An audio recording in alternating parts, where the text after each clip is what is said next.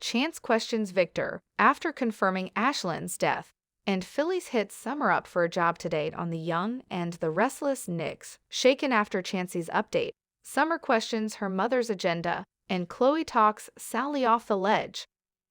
At Crimson Lights, Nick assumes Sally wants to talk about Newman Media, but she admits she actually came by looking for Sharon. The two of them had a good talk earlier about his infuriating brother. Nick cannot talk about the drama between her and Adam right now. It's the least of his concerns. Sally asks, "What happened?" At Newman Enterprises, Victor thanks Michael for helping the family through a difficult time. He won't soon forget this. Michael figures it won't be long until they hear from Chance. Victor will wait and urges his lawyer to go home to Lauren. Michael isn't about to let him talk with Chance without him present. He's going to have a lot of questions. Just then, Chance calls. Victor asks, "What news do you have?" At Society, Phyllis hugs Summer and thanks her for squeezing her in. Summer worries she wants to bash Diane, but her mother wants to go back to the relationship they had before her return. Summer vents about work and Phyllis says the first 3 rounds are on her. They laugh. At Crimson Lights, Nick doesn't want to talk, and Sally suggests he go home to get some sleep. He's waiting around for several other shoes to drop. She'll probably hear all about it when she gets to work in the morning. Sally sighs and relays that she's decided to call Victoria in the morning and respectfully decline the CEO position. Nick retorts, "The hell you are." Nick reminds Sally how fired up she was. She pitched herself as the perfect person for the job. Sally overheard Adam admit to Sharon that it was the motive for Adam breaking things off. Nick points out that Adam clearly doesn't care what she thinks.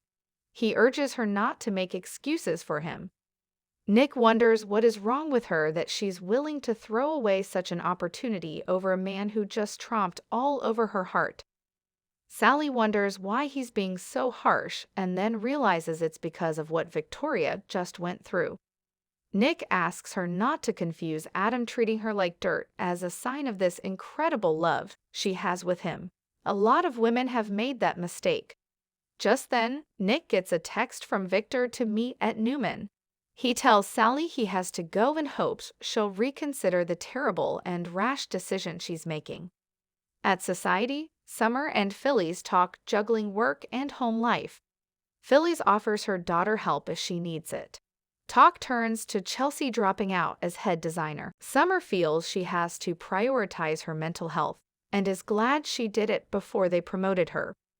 Phyllis asks if the marketing position she offered her is still open. Summer filled it months ago and questions if her mother is seriously asking if she can come to work at Marchetti. Phyllis insists she was close to taking the job in Italy, but wasn't ready to leave.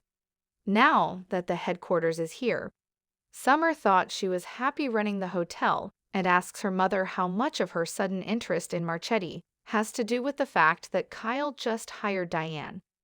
Phyllis insists it has nothing to do with Diane. She just wants to keep out of the woman's path.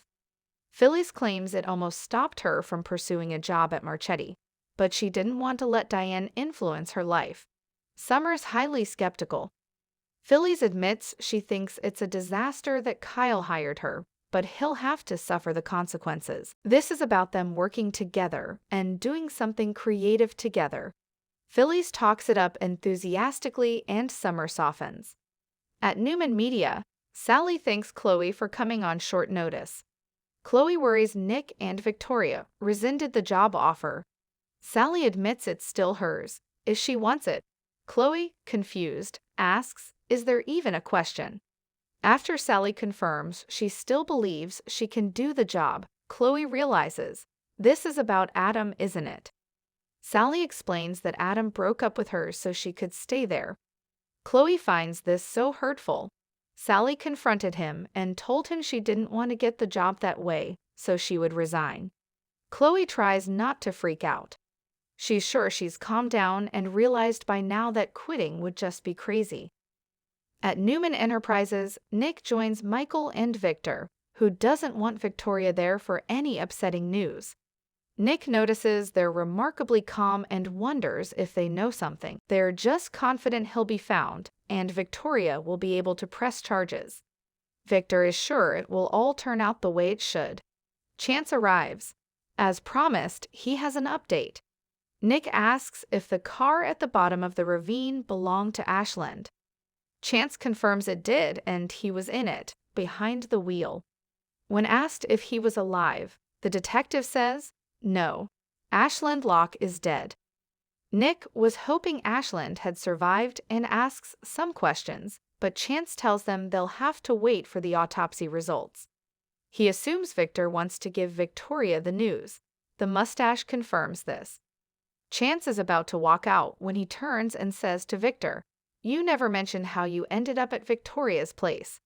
Did she tell you what happened, or did Nick?" Victor crosses his arms and replies, "Neither. My security team told me that something was amiss." Chance wonders why it's the first he's hearing of this. Victor shrugs. He never asked before. Chance asks what they saw, and Victor tells him they saw Nick knocking and then going around to the back. Chance asks if Victor's guys followed Nick around to the back.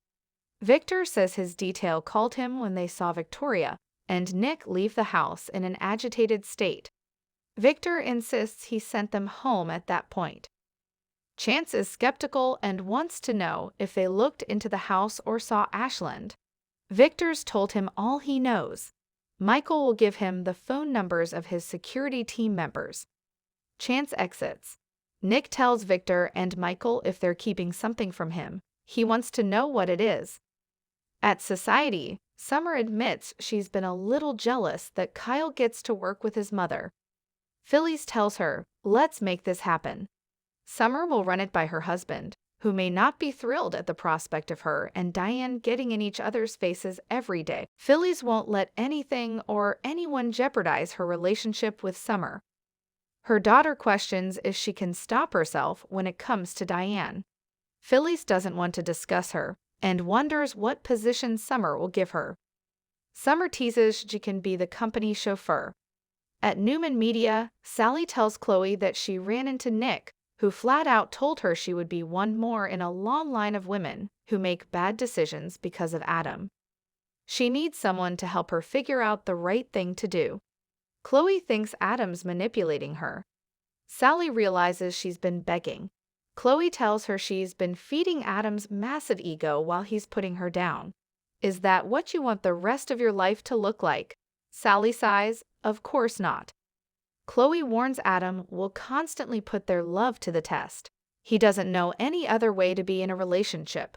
Will she really throw away the opportunity of a lifetime for that? At Newman Enterprises, Victor understands that Nick probably feels responsible for Ashland Locke's death, but he shouldn't. He saved his sister's life. Michael echoes the sentiment. "You had nothing to do with him getting behind the wheel of that car." Victor suggests he may have killed himself on purpose. Nick knows they want to let him off the hook.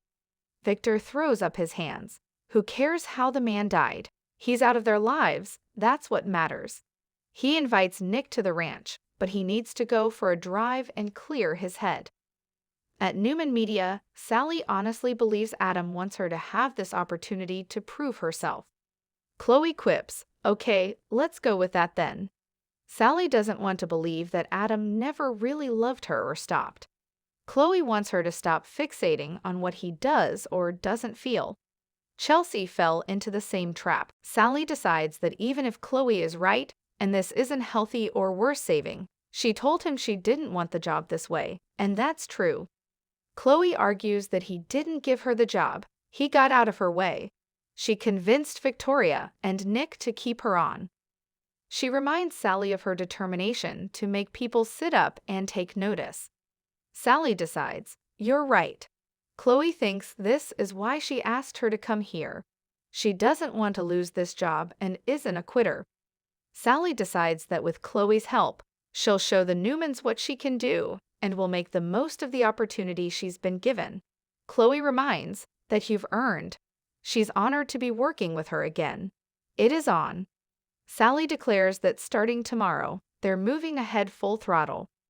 At Society, Phyllis admires Summer taking on a maternal role as she talks about Harrison. Nick walks in and they notice he seems upset. Nick doesn't want to ruin their evening, but something happened. You're going to hear about it sooner or later. Ashland is dead. Distraught, Summer takes off to deal with Harrison. Phyllis tells Nick he seems shaken up and wonders if there's more to the story. Nick says it was just sudden. Phyllis points out that there's a bright side. Nick cringes, "Don't say that." Phyllis insists it's true. He'll never have to deal with that guy again. It's finally over. Nick nods. I think it is over. At Newman, Victor thanks Michael for handling everything so well. Michael warns Chance will be back with more questions.